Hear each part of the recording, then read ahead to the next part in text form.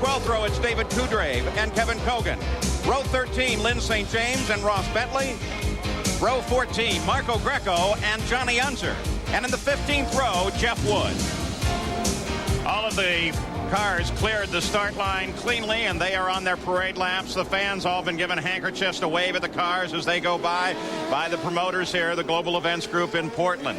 The track itself, the first time that we see the Indy cars on a natural terrain road course this year. Officially, it's 9 turns here, but when you add the new festival curves, it actually brings it up to 12 turns in less than 2 miles, which means the drivers are very, very busy here. Here's a look at the new chicane. It brings the cars down to first gear, 35 miles an hour before you head off into the infield section full of double apex corners. Now, the hard acceleration onto the front and back straight here at Portland is what makes these cars use enormous amounts of fuel. The legitimate parking or overtaking area, it's at the end of the front straight here. It's very wide. There's plenty of room. So the cars continue to circulate around this track. We take a look at some of the onboard cameras on Scott Brayton's left side pod. This camera mounted. A new view for us in the Indy cars. The look back from Nigel Mansell. As the Penske team lines up alongside and behind Bobby Rahall's nose cam, perhaps the most realistic view of what the driver actually experiences. And Danny Sullivan, as you look him right in the eye as he scrubs the tires, twisting the wheel back and forth.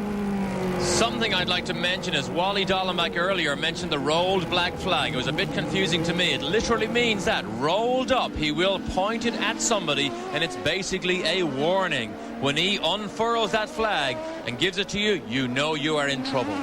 So the field now behind the pace car. Let's go down toward the chicane area and Gary Gerould. Paul, this is the second year that they've incorporated what they call these festival turns or corners down here, and this is the excitement place. It is the place to pass, and now the field bunching up, this time coming by in parade formation for the final time. Next time it'll be all business. They'll be trying to battle for position. And remember, with a super wide front straightaway, it all funnels down to this very sharp right-hander, then back to the left. There's also a surface change. Asphalt to concrete that's very slippery, back to asphalt. It should be very exciting. The next time we see them, it'll all be business. Now let's go to Jan Bikas. Well, Gary, there's a lot of action in the first turn, but there's always a lot of action in the pits.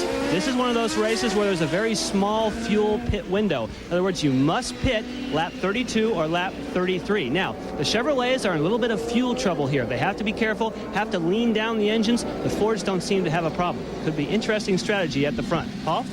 Always has been a real consideration how the fuel is handled here on this track. Nigel Mansell, as we take a look at his challenge along with the 28 others, 102 laps, 199 miles, just barely 199. And Michael Andretti now in F1, the winner last year. And of course, Jan Bikas already indicated that the fuel window is very, very narrow indeed here. Doesn't allow any opportunity for a mistake. The temperature continues to climb. It's bright and sunny over the track.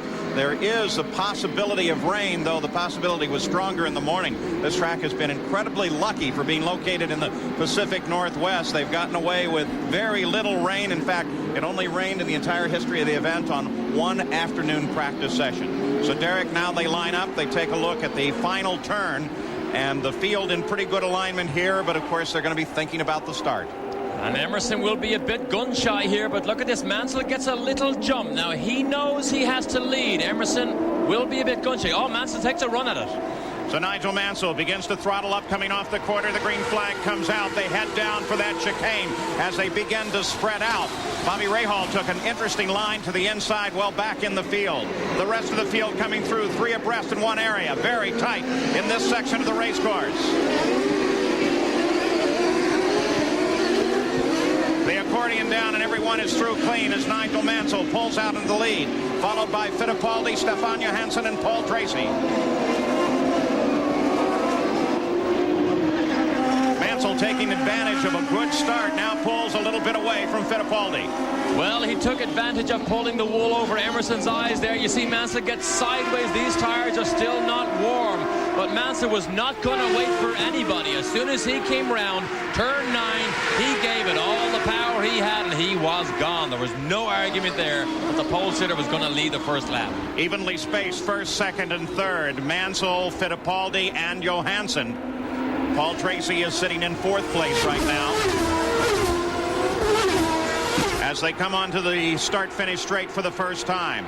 Mario Andretti sits back in fifth. Johansson is in third place there. Jan mentioned it earlier. He had a tremendous run in the warm-up this morning, legitimately with that car full of fuel. Stefan knows that the Penske car is the best here this afternoon, or possibly one of the best, and he's quite prepared to bide his time here and let the race sort itself out. Penske car is the best here this afternoon, or possibly one of the best, and he's quite prepared to bide his time here and let the race sort itself out, particularly in these early laps. Eric, what about development between the Penske cars in the Penske team and the Penske driven by Johansson? Does he get help from the Penske organization? He does get help, but believe it or not, they actually work separately. Tom Brown, who is one of the designers of the Penske car, works with Tony Bettenhausen. They work on their own tricks that Johansson likes. For example, he has a different rear suspension geometry, slightly altered from the factory cars, but he has a different rear suspension anti-roll bar because Johansson likes a stiffer rear end. They had to go and make one for him specifically because he liked it, so they do go their own way. But obviously you can see the performance of the factory cars and the private cars are very close. On the start-finish straight again, evenly spaced. Got a glimpse of Paul Tracy there as he closes on Johansson, who closes on Fittipaldi. The three Penske cars right together. And turn after turn, Johansson has been able to close a little bit. Under braking, he closes. You see Mansell just ahead. Mansell has watched these Penskes all through the weekend because he sees himself in the Lola, and then this big Penske attack comes all the time. I think the feeling is that as the race goes on, the Lola on full fuel becomes more difficult to handle. That is one of the things I personally going to watch for as this race begins to unfold. Fifth place is Mario Andretti. Mark Smith is running in sixth right now, followed by Danny Sullivan, Robbie Gordon, Al Unser Jr., and Mike Groff. A spectacular run, by the way, by Groff, who managed to out-qualify his owner in the chassis that Bobby Rahal actually abandoned. Here's Mark Smith. All his friends, all his neighbors, all his family, everybody is here to watch him this afternoon. It was a tremendous performance to drag this car up to sixth place on the grid.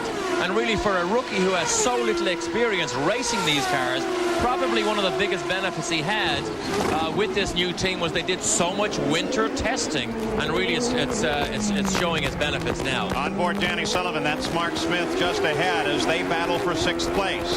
Smith is able to pull ahead just a bit. Robbie Gordon is just behind Sullivan. Moisture on the lens there. Could be a light shower in the area, or could be something off the car in front of him. What do you think? Well, I don't know. That is rain. I'm sure that is rain because he is too far behind Mark Smith for that just to be moisture coming out of him. It rained earlier today during one of the race, but it looks like there's small amounts of rain on that infield section. So we'll keep an eye on that, though. Obviously, it is sunshiny over most of this race course, and it is not uncommon in this area of the country for you to have just almost a single cloud move overhead, drop a few drops of water, and then move on. Let's hope that's the case here today. The indication over on the front side of the track in the pit area here on the pit straight is that it's sunshiny, clear, and no rain whatsoever. So here's the freight train. Look at Danny Sullivan behind him. Robbie Gordon right behind him, so he's going to fill his mirrors. Then Al Unser Jr. Never that worried about qualifying, but always a threat in the races. So there is a report from some of the corner workers now of fluid coming out of the back of car 25, which of course is Mark Smith's car. So maybe in fact that's a miss from the back of the car, though, as you pointed out, Gary. He's a long way ahead of Danny Sullivan for that to be getting on the camera itself. That's not from Mark Smith. Look how far ahead he is. But look, now we see blue sky here, but right outside our booth, when you look to the left, it is dark and gray. That is not from Mark Smith's car. That's not coming from Mark Smith because he was all the way around the corner at that point. Hopefully the kart observers aren't monitoring our radio and pull Mark Smith in for dropping fluid. But they are going to black flag Mark Smith for what they report as a spray. So we'll keep an eye. There it is on the back of his car. Right. You're absolutely right. So as he comes down the start-finish straight here, Mark Smith will see the black flag, which will bring him into the pits so that the officials and his own crew can look the car over. And that's too bad because he's been running solidly in sixth place and closing on fifth place Mario Andretti. You're right now looking backwards from the leader, Nigel Mansell, second place Fittipaldi. They maintain station here at the front of the field.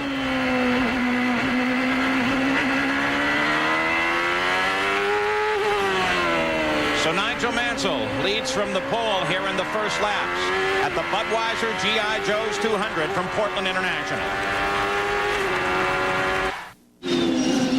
Back at the Budweiser G.I. Joe's 200, nothing has changed at the top of the order, with the exception of Mark Smith slowing on the backstretch. Let's get an update from Jan. Well, Paul, that liquid you saw does appear to be coming from Mark Smith's car, and now you just see them giving the sign that whatever it is, it's a terminal problem. They're investigating right now at the back of the car in the gearbox area. Mark had radioed in that he had hit a curb pretty hard and thought that may have affected the car. We can also see a lot of debris like grass or so on that maybe he did drop some wheels, and that is the effect. That's too bad for Mark Smith. He had a spectacular run both in the morning session and in qualifying, and so much is expected out of him in his IndyCar career.